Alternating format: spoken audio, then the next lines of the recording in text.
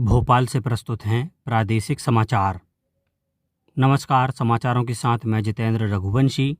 पहली मुख्य समाचार। प्रधानमंत्री नरेंद्र मोदी ने गुजरात के साणंद में सेमीकंडक्टर प्लांट का उद्घाटन किया। वाराणसी में मुख्यमंत्री डॉक्टर मोहन यादव की मौजूदगी में दोनों राज्यों के बीच पर्यटन और उद्योगों को बढ़ावा देने के लिए समझौते हुए।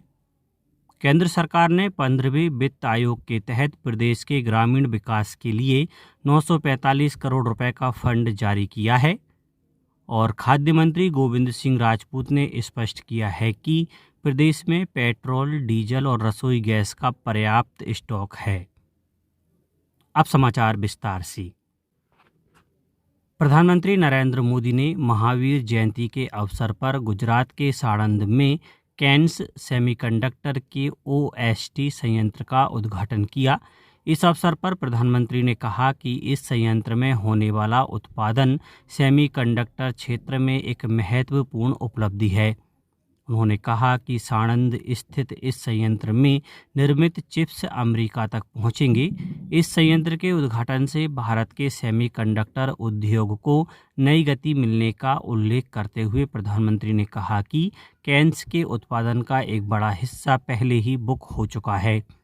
श्री मोदी ने प्रौद्योगिकी के इस दशक को भारत का दशक बताया। इससे पहले प्रधानमंत्री ने गांधीनगर के कोबा में सम्राट संस्कृति संग्रहालय का उद्घाटन किया।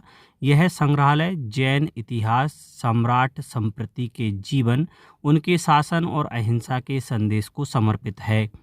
श्री मोदी ने कहा कि कोबा तीर्थ स्थली आध्यात्मिक ऊर्जा से ओतप्रोत है। राष्ट्रपति द्रौपदी मुर्मू ने कहा है कि नालंदा का पुनरुद्धार केवल बिहार या भारत की उपलब्धि नहीं है, बल्कि यह पूरे विश्व के लिए बौद्धिक और सांस्कृतिक पुनर्जागरण की शुरुआत का प्रतीक है। राष्ट्रपति नालंदा विश्वविद्यालय के दूसरे दीक्षांत समारोह को संबोधित कर रही थीं। राष्ट्रपति मुर्मू ने कहा कि नालंदा विश्वविद्यालय 2047 तक विकसित भारत के लक्ष्य को प्राप्त करने में महत्वपूर्ण भूमिका निभाएगा। मुख्यमंत्री डॉक्टर मोहन यादव की मौजूदगी में उत्तर प्रदेश के वाराणसी में आयोजित MP-UP सहयोग सम्मेलन 2026 में दोनों राज्यों के बीच कई महत्वपूर्ण MOU पर हस्ताक्षर किए गए। सम्मेलन के दौरान मुख्यमंत्री ने जानकारी दी कि मध्य प्रदेश और उत्तर प्रदेश के मध्य औद्योगिक सहयोग, पर्यटन विकास और सांस्कृतिक आदान प्रदान को बढ़ावा देने के लिए बड़े निर्णय लिए गए हैं। इसमें काशी विश्वनाथ धाम और बाबा महाकाल मंदिर से संबंधित संस्थाओं के मध्य आपसी सहयोग तथा एक जिला एक उत्पाद को वैश्विक बाजार से जोड़ने के समझौते शामिल हैं। श्री यादव ने बताया कि प्रधानमंत्री नरेंद्र मोदी के नेतृत्व में कैन बेतवा लिंक परियोजना और 2000 मेगावाट की संयुक्त सोलर परियोजना से बुंदेलखंड क्षेत्र का भाग्य बदलने जा रहा है। साथ ही प्रदेश में हॉस्पिटल, होटल और कृषि आधारित उद्योगों की स्थापना के लिए विशेष अनुदान भी दिया जा रहा है। केंद्र सरकार ने ग्रामीण स्थानीय निकायों को और अधिक सुदृढ़ बनाने के लिए 15वें वित्त आयोग के तहत मध्य प्रदेश सहित 8 राज्यों को 2461 करोड़ रुपए से अधिक की राशि जारी की है। इसमें प्रदेश को सबसे बड़ा हिस्सा प्राप्त हुआ है। प्रदेश के ग्रामीण विकास के लिए केंद्र ने 945 करोड़ रुपए से अधिक के अनुदान स्वीकृत किए हैं। केंद्रीय संचार मंत्री ज्योतिरादित्य सिंधिया ने नई दिल्ली में केंद्रीय सड़क परिवहन एवं राजमार्ग मंत्री नितिन गडकरी से मुलाकात कर प्रदेश और विशेष रूप से ग्वालियर चंबल संभाग में आधारभूत संरचना को सुदृढ़ करने पर विस्तृत चर्चा की। बैठक में केंद्रीय मंत्री नितिन गडकरी ने क्षेत्र के विकास के लिए कई बड़ी सड़क परियोजनाओं को हरी झंडी दे दी है। बैठक में निर्णय लिया गया कि NHAI द्वारा ग्वालियर भिंड इटावा राष्ट्रीय राजमार्ग का निर्माण कार्य शीघ्र ही प्रारंभ किया जाएगा।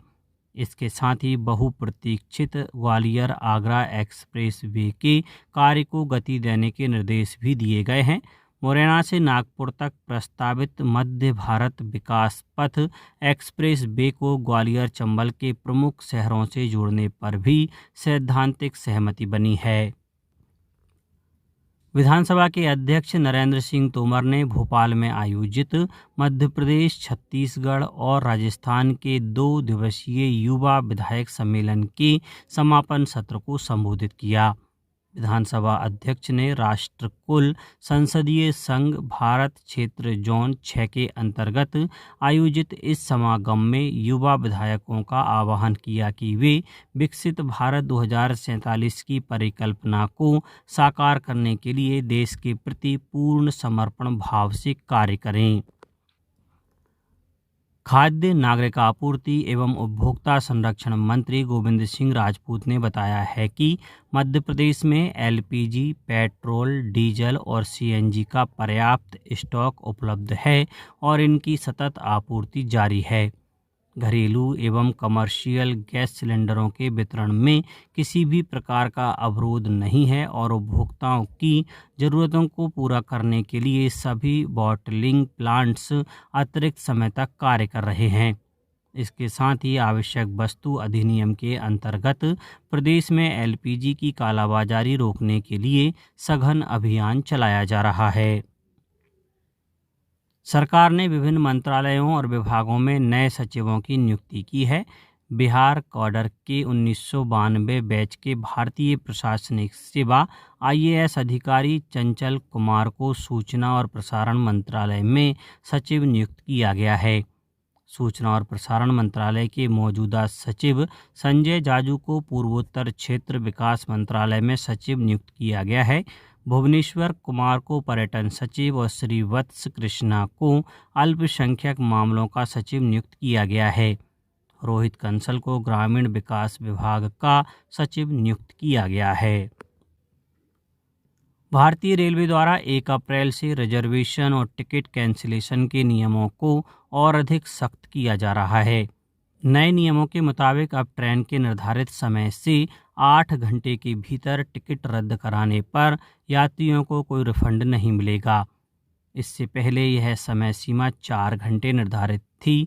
इसके अलावा ट्रेन छूटने से 8 से 24 घंटे पहले टिकट कैंसिल कराने पर केवल 50% राशि ही वापस मिल सकेगी। अब बात मौसम की। प्रदेश में मौसम ने करवट ली है। मौसम विभाग के अनुसार साइक्लोनिक सर्कुलेशन के सक्रिय होने के कारण आगामी 3 अप्रैल तक प्रदेश भर में ऐसे ही हालात बने रह सकते हैं।